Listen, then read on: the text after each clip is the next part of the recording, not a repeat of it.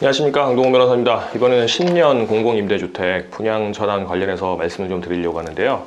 제가 말씀드리는 건 이제 LH, 한국토지주택공사에서 한 그 임대주택 말씀드리는 겁니다. 이게 저희가 이제 뭐 지난주에도 설명회를 임원 설명회를 갔다 왔는데요. 전국적으로 11만 뭐 한 몇천 가구 정도 된다고 합니다. 아마 제가 듣기로는 11만 4천 몇백 가구 정도 된다고 들었는데, 전국에 이제 LH가 서민들의 주거 안정을 위해서 10년 동안 아파트를 짓고 이제 10년 동안 임대를 해주는 겁니다. 임대를 해주고 그 10년 후에 이제 분양 전환을 해가지고 그 임대를 살던 임차인들에게 최우선적으로 이제 분양 전환권을 준 거죠. 이제 그게 이제 10년이 되기 시작한 거예요. 뭐 그동안 뭐 민간 임대, 민간도 이렇게 5년도 있었고 10년도 있었고 해가지고 이렇게 분양 전환하는 경우도 있었는데, 이제 LH가 한 걸로 시작되는 거는 이제 올해부터 시작되고 있습니다. 정확히 말하면은 작년 12월경에 이 판교, 경기도 판교에 있는 모 이제 단지들에게 무슨 몇 단지에 이제 분양 전환 그 통보가 왔어요, 이제. 그래서 저희 이제 그분들께서 이제 같이 모임을 만드셔가지고 지금 뭐 한 천 몇백 세 정도 모임 만드셨고, 이게 가장 선도적인 단지고요. 뒤에 단지들도 아마 따라올 것 같습니다. 그래서 그분들 같이 전국에 모임이 있는데, 그동안 뭐 국회 쪽에도 이제 많이 의견서도 내시고 뭐 항의도 좀 하시고, 정부 쪽에, 국토교통부 쪽에도 이제 의견도 좀 제시하고 하셔가지고 뭐 신문도 몇 번 났었고, 그다음에 국회의원들이나 뭐 기타 이제 그 정책 집행자들이 얘기를 많이 해가지고 협의를 되고 있었던 모양입니다. 그런데 이제 공공임대 임차인들 입장에서는 너무 비싸다는 거고, 국토교통부 쪽에서는 바꿀 수 없다 이겁니다. 그러면 지금 현재는 어떤 근거냐면, 이제 공공주택 이제 임대법 보면, 특별법 보면은 부칙에 보면 이제 그 규칙에 보면은, 국토교통부 규칙이 있습니다. 보면은 10년 공공임대 분양 전환할 때는 그 분양 전환 당시에 이제 감정평가 금액, 그러니까 현 시세 감정평가한 그 금액 두 군데에서 산술평균을 해가지고요, 그 금액을 넘을 수 없게만 규정돼 있습니다. 그게 답니다, 이제. 그러니까 상한가만 기재돼 있는 거죠. 예를 들어서 뭐 A 감정평가업자, B 감정평가업자가 이 아파트를 이제 감정을 했다. 그러면 감정가라는 건 보통 뭐 시세에서 조금 왔다 갔다 하거든요. 조금 적게 나오는 경우도 있고. 그러면 현재 뭐 시세가 뭐 한 5억 정도 된다. 그러면 하나는 뭐 5억 500, 하나는 4억 9천 5백 했으면 5억이 나오는 거죠. 그럼 그 5억만 상한가로 해가지고 정하면 된다. 이렇게만 나와 있습니다, 법에는. 그러니까 이제 그 LH에서는 그래, 그러면 그 상한가로 합시다. 그 금액, 이제 상한가, 정확히 말하면 감정가죠. 이제 시세 감정가, 거래사례 감정가라는데, 그 감정가 통해 가지고 통보를 한 겁니다, 이제. 그래서 2019년 12월부터 2020년 12월까지 이제 올해죠. 올해 12월까지 1년 정도 사이에 이제 분양 전환 기간을 줄 테니까, 이때 이제 분양 전환 신청을 하면은 하고, 아까 제가 말씀드린 예를 들은 그 5억 같은 금액을 내면은 분양해 주겠습니다라고 통보를 한 거예요, 이제. 그리고 그때까지 하지 않으면 나가셔야 되는 거고, 이 아파트는 제3자에게 매각을 하겠습니다라고 이제 공고를 받았습니다, 이제.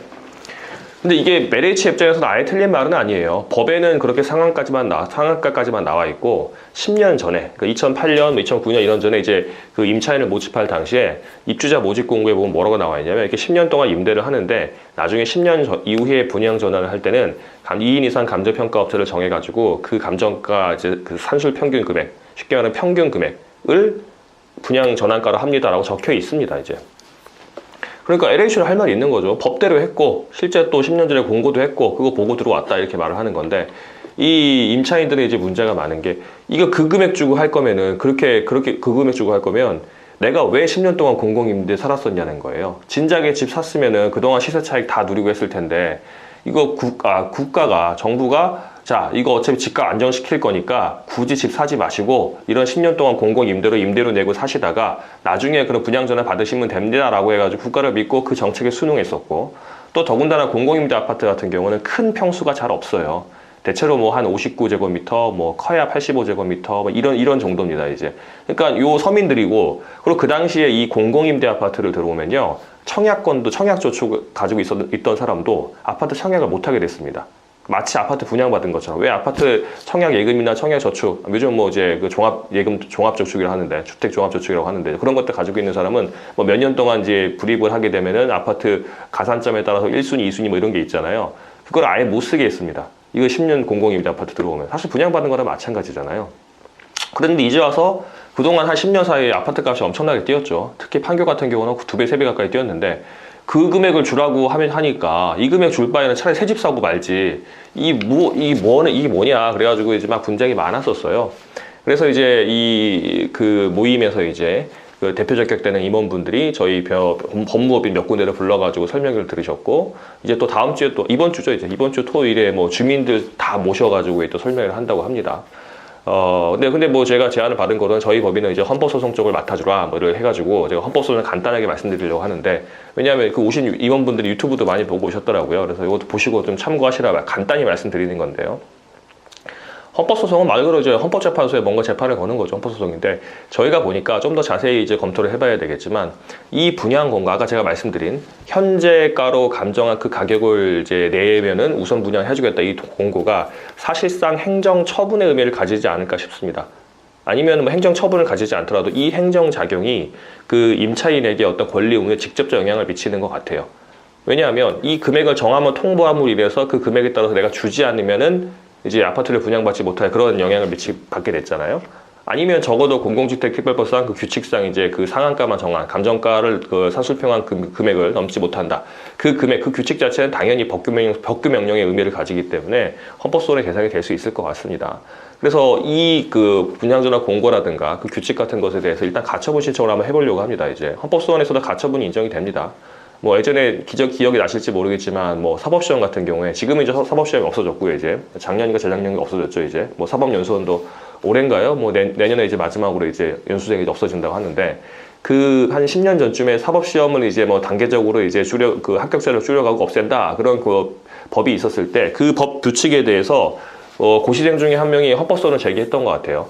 이 시행령이 그대로 이제 부칙이 이제 시행된다고 한다면 내가 공부를 해서 사법시험에 합격할 수 있는 어떤 권리가 침해될 수 있기 때문에 이게 맞는지 안 맞는지 판단해 주세요. 다만 그 판단을 하는 도중에 이게 기간이 돼버리게 되면은 나는 이제 이거 헌법소송 이겨도 이제 의미가 없는 거니까 이 이제 법령의 효력을 중지해 주세요라고 가처분 신청을 했었습니다. 그래서 그때 헌법재판소가 그걸 받아들였죠. 이제 가처분이 됐습니다. 효력 중지가 됐습니다.